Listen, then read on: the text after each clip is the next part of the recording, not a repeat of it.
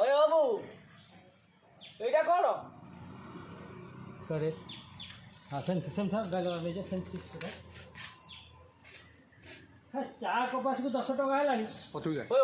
ଆଉ ଦାମ ତ ନ କହିବା ଭଲ ଏ ମହଙ୍ଗା ଯୁଗରେ ତମେ ଦଉଛ 2 ଟଙ୍କା ତମକୁ ଟିକେ ଲାଜ ଲାଗୁନି